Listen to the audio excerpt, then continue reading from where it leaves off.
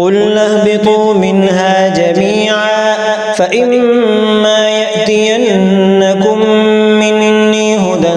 فَمَن تَبِعَ هُدَايَ فَلَا خَوْفٌ عَلَيْهِمْ وَلَا هُمْ يَحْزَنُونَ وَالَّذِينَ كَفَرُوا وَكَذَّبُوا بِآيَاتِنَا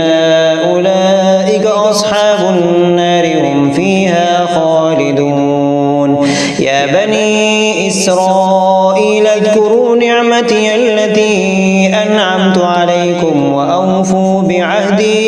وَأَوْفُوا بِعَهْدِي أُوفِ بِعَهْدِكُمْ وَإِيَّايَ فَارْهَبُونِ وَآمِنُوا بِمَا أَنزَلْتُ مُصَدِّقًا لِّمَا مَعَكُمْ وَلَا تَكُونُوا أَوَّلَ كَافِرٍ بِهِ وَلَا تَشْتَرُوا بِآيَاتِي ثَمَنًا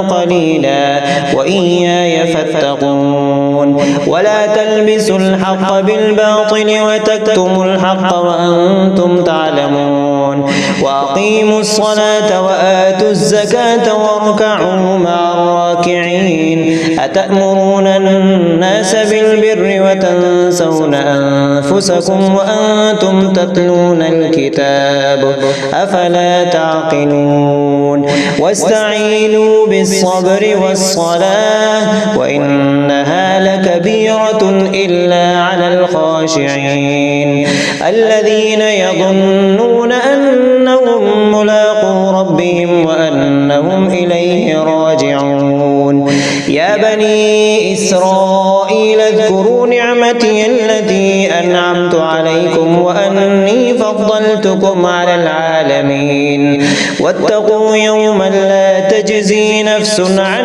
نفس شيئا ولا يقبل منها شفاعة ولا يؤخذ منها عدل